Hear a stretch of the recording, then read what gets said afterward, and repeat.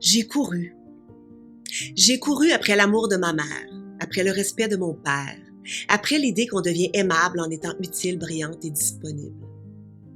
J'ai couru après des hommes aussi, des hommes qui couraient après d'autres femmes, des femmes qui faisaient semblant de ne courir après personne. J'ai appris assez tôt qu'une femme peut être tout, à condition de ne jamais être trop.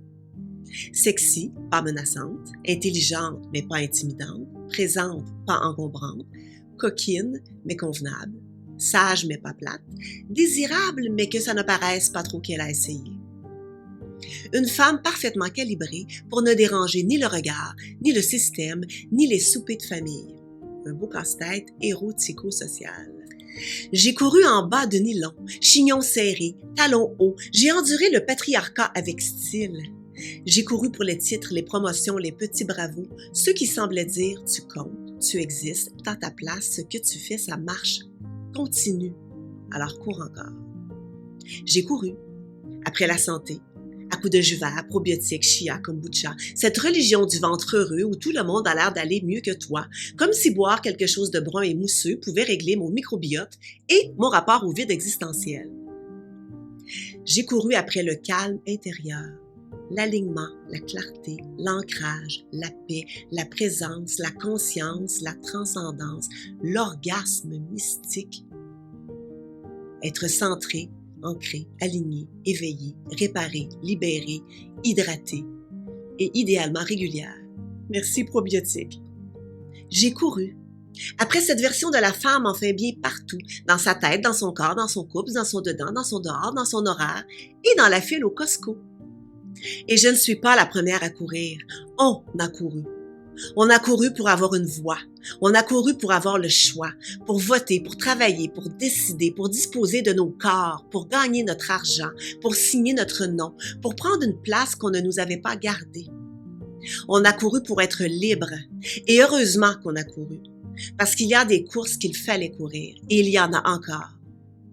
Mais quelque part entre tu peux tout faire et tu dois tout faire, quelque chose s'est brouillé. Et puis un jour, on s'est même mis à courir après la lenteur. La lenteur, est-ce que c'est un privilège tardif? Il faut courir combien de temps pour avoir le droit de s'arrêter? Parce que la lenteur, elle ne court après personne.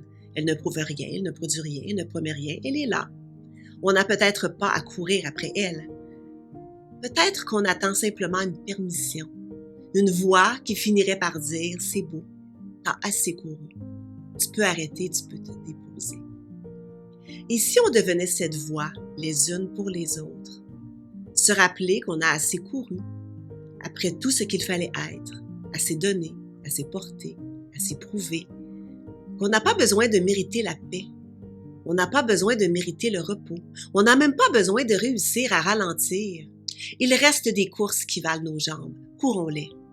Mais on n'a pas besoin de courir après tout, et surtout après une version de nous-mêmes qui nous épuise. Alors un lundi soir, je me suis assise, pour vrai, écrasée dans mon divan, dans une posture déconseillée par l'ensemble du corps médical, Netflix dans un œil, mon téléphone dans l'autre, mon jeans déboutonné et moi aussi un peu, et l'algorithme m'expliquait comment une femme de mon âge devrait vieillir avec grâce, sagesse, sérénité et zénitude. Zénitude.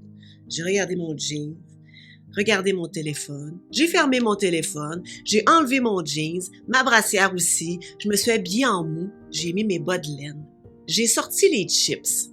Et pendant que j'apprenais à laisser venir, à laisser un peu la vie faire sa job, je me suis versé du vin, en me disant que c'était peut-être du kombucha qui avait juste décidé de vivre sa vérité. Et je me suis dit que moi aussi, je devrais peut-être faire pareil.